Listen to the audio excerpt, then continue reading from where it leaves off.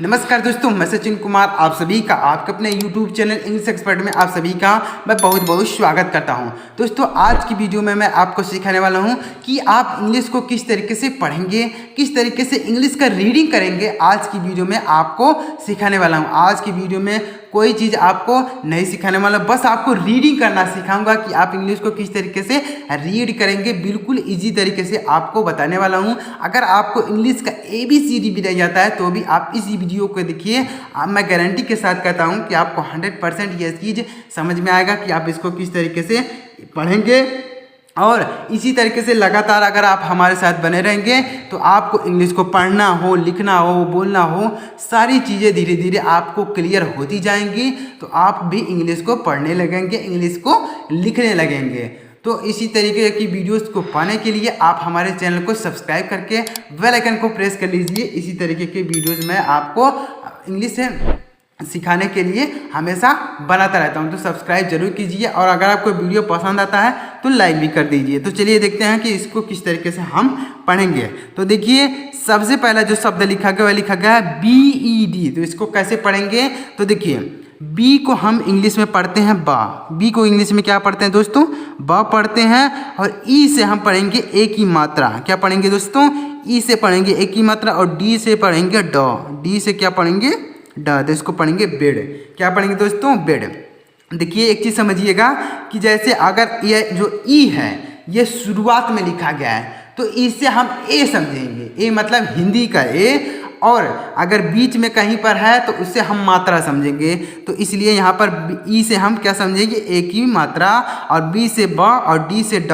अगर आपको यह चीज़ नहीं आता है कि डी से ड होता है, बी से ब होता है, तो इसके लिए मैंने एक वीडियो बनाया है कि इंग्लिश के जो अक्षर होते हैं ABCD जो अक्षर होते हैं उसको हिंदी में कैसे पढ़ा जाता है, उसका हिंदी अर्थ क्या होता है, मैंने उस वीडियो में आपको अच्छी तरीके से सिखाया। तो वह वीडियो आप जाके देखिएगा कि इंग्लिश के जो अक्षर होते हैं, जैसे डी है तो इसको क्या पढ़ेंगे, एन है तो इसको क्या पढ़ेंगे, पी है तो इसको किस तरीके से पढ़ेंगे, मैंने उस वीडियो में आपको अच्छी तरीके से समझाया है। तो वह वीडियो आप जाके देखिएगा। तो आगे देखिए, इसको पढ़ेंगे डी से पढ़ते हैं ड। डी से क्या पढ़ेंगे? ड। और ई से ए की मात्रा।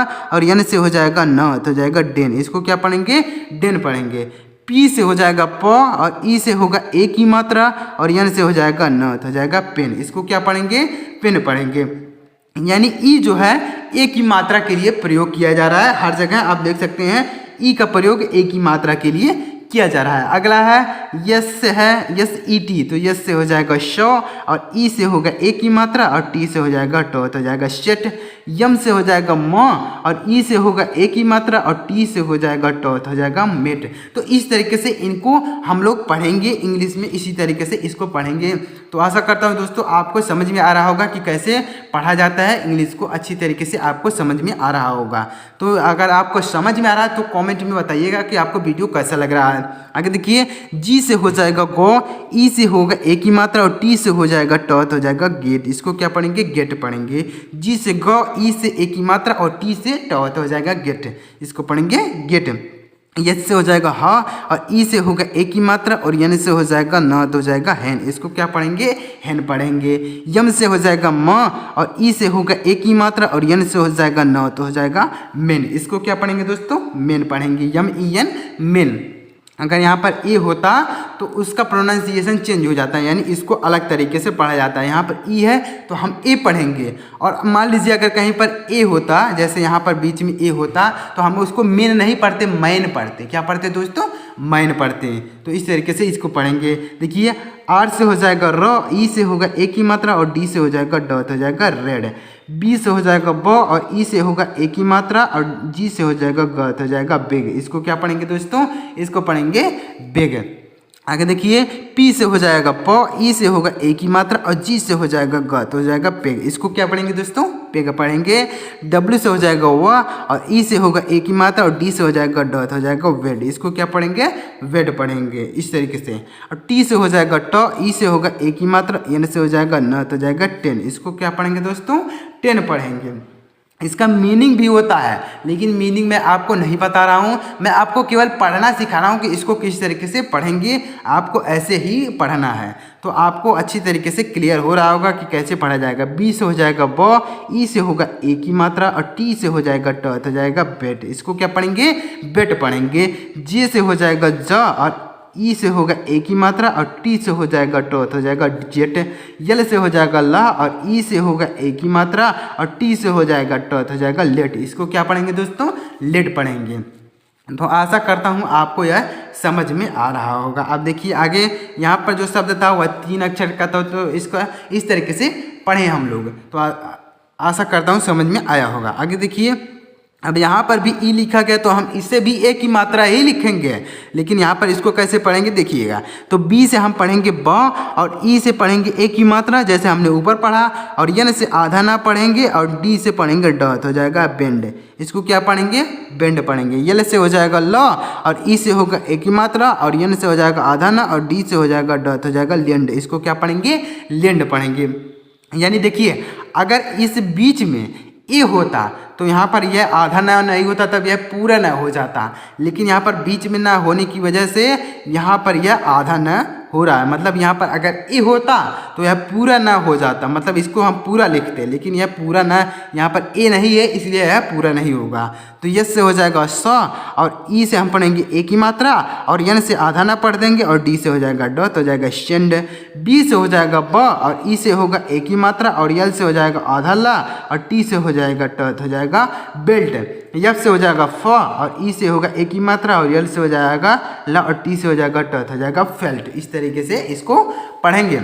दोस्तों अगर आपको यह चीज़ नहीं आता है कि जैसे यहाँ पर यस से स होता है, डी से ड होता है, बी से ब होता है, यफ से फ होता है, अगर आपको नहीं समझ में आता है तो वह वीडियो जरूर देखिएगा। लिंक डिस्क्रिप्शन में भी दे दूंगा कि आप इंग्लिश का जो अक्षर होता है जैसे ए बी सी डी, इसको कैसे पढ़ा जाता है, इसका हिंदी अर्थ क्या होता है, आप उस वीडियो को देख लीजिएगा तो आपको अच्छी तरीके से क्लियर हो जाएगा कि आप कैसे शब्दों में कोई अक्षर लिखा रहेगा, जैसे यहाँ पर यल है, टी है, तो हम उसको कैसे हिंदी में पढ़ेंगे आपको अच्छी तरीके से क्लियर हो जाएगा। के से हम पढ़ेंगे क, और ई से ए की मात्रा, और पी से आधा प, और टी से ट, हो जाएगा केप्ट। हमने ऊपर बताया कि अगर यहाँ पर ए होता तो यह पूरा प हो जाता, लेकिन ए ना होने की वजह से यहाँ पर आधा प होगा। और यल से हो जाएगा ल, और ई से होगा ए की मात्रा, यफ से हो जाएगा आधा प, और टी से हो जाएगा ट, हो जाएगा लेफ्ट। यहाँ पर भी आधा हो जाएगा।